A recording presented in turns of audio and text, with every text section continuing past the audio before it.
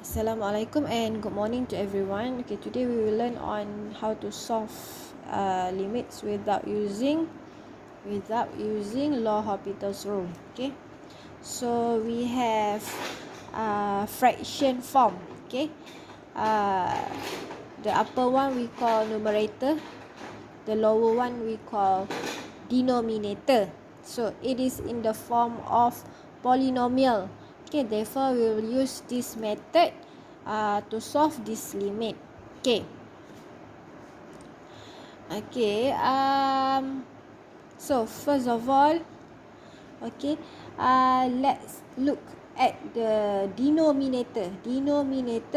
So which term? Okay, kita ada x power of 3. Okay, this is the first term. This is the second term, 2x squared. Okay, 3x is the third term and 1 is the fourth term. So we have 4 terms here at the denominator. So which one is the highest power of x?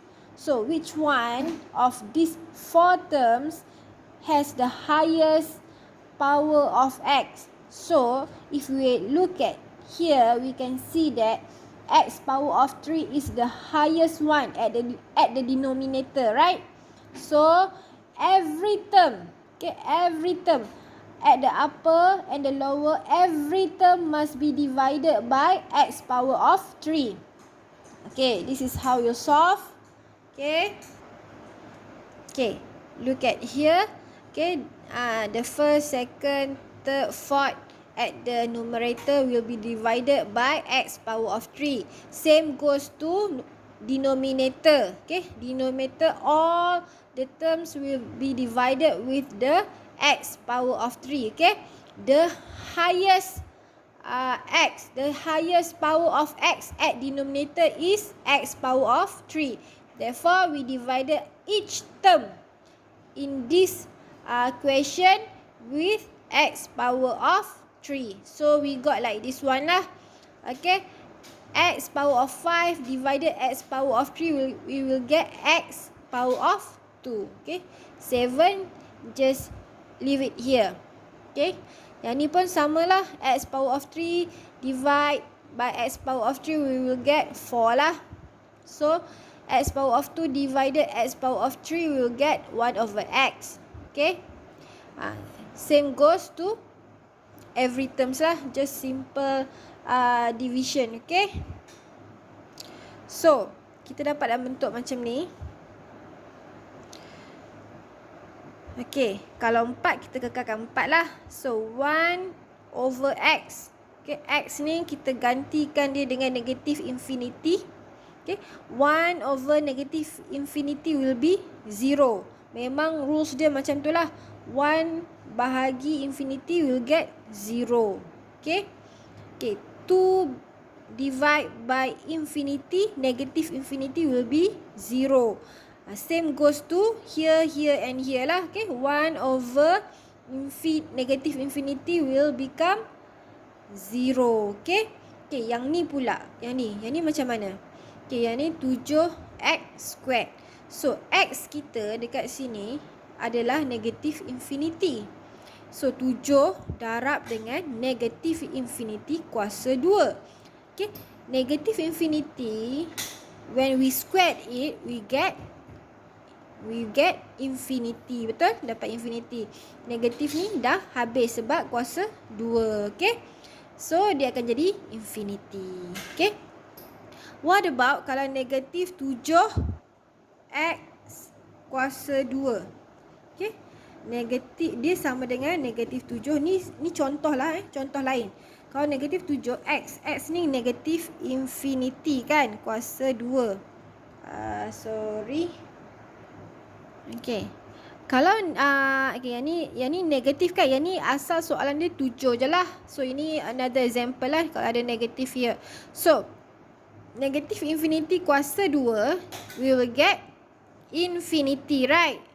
Dia jadi macam ni lah, right? So 7 darab infinity will be infinity. Okay, infinity darab negatif will be negative infinity. Okay, So what about another example? Let's say negative 7 x power of 3 and dx will be negative infinity. Okay. Kalau negative infinity, power of 2 will be infinity, right? Tapi kalau negative infinity, power of 3 will be negative infinity sebab dia power of 3. Okay. Dia odd powers. Okay. Kalau odd powers yang kuasa 3, kuasa 5, kuasa 7, kuasa 9, dia akan dapat negatif juga. Tapi kalau dia bukan odd lah, dia macam ni, kuasa 2, kuasa 4, kuasa 6, kuasa 8, dia akan, walaupun dia negatif, dia jawapan dia akan jadi positif. Okay. So dia jadi macam ni lah, kan? Soalan ni contoh soalan yang ada negatif lah. So negative infinity, power of 3 we will get negative infinity. So negative infinity times with negative 7, kita akan dapat negatif dengan negatif will be positive. So kita akan dapat positif lah. Okay, infinity dah 7 dapat infinity lah, kan? So jawapan dia akan jadi infinity. Ni another contoh lah. Okay, ni another contoh. This one also another contoh. And this one is what we need to solve for to get the answer for this limit lah. Okay, kita dapat infinity, right, kat sini. So infinity tambah 4 of course will be infinity juga. So infinity bahagi 1 we will get infinity. So the answer will be infinity. Okay. Satu lagi saya nak cakap. So yang ini adalah what we call the simplest form. Okay, which to solve the limit for polynomial. So ni the simplest form. Boleh dapat dalam the simplest form, baru kita gantikan dengan x ni with the nilai dia lah. Nilai dia negative infinity. Okay, then we solve it. So we get the answer lah. Okay, that's it.